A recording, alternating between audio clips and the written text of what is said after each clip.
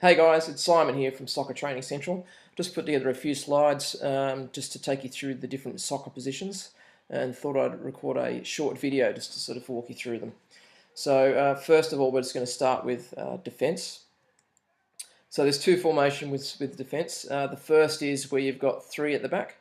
So you can see here you've got centre back, left back, and also right back. So as the name would suggest, they're sort of marking their own sort of specific area, if you like.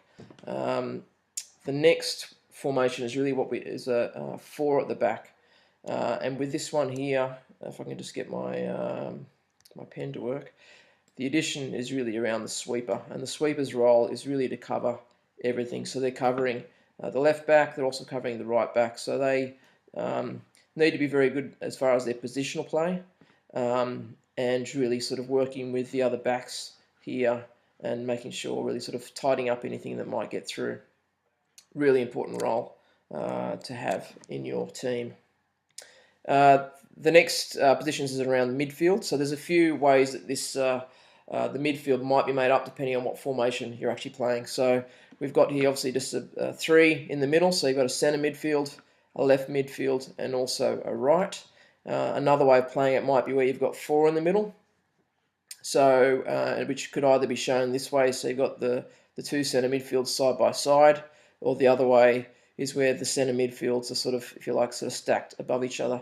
Now the way that this works really is that this midfielder here is really to support defence, so it's more of a holding role, if you like, whereas this one is more about sort of offensive or attacking, if you like.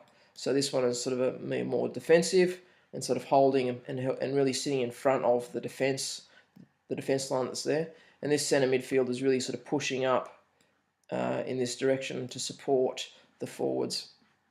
The other thing is that these midfielders really sort of become more wings. So they're, if you look at the midfields, their role is they've got a lot of running to do. So they're sort of dropping all the way back in defence, but they also move all the way up forward, right up to the opposition goal there to support the forwards. So they're doing a lot of territory as far as down the right and also the left-hand side. Then you've got your forwards, and again, depending on what formation you're playing, you could be playing with two up the front. So that's your left centre forward and your right centre forward. Another one is where you've actually got just one single centre forward up the front. Or another way is actually to have four forwards. So you've got your left centre forward, your right, and then your effectively your left and right wing.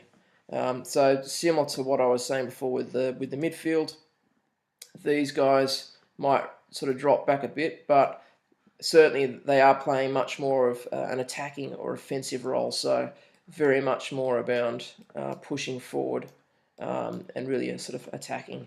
But that's what you've got there as far as the four forwards up front. And if I was to throw them all together, this is sort of what it would look like. Now, obviously, if you count all of these up, you've got more than 11 players on the field.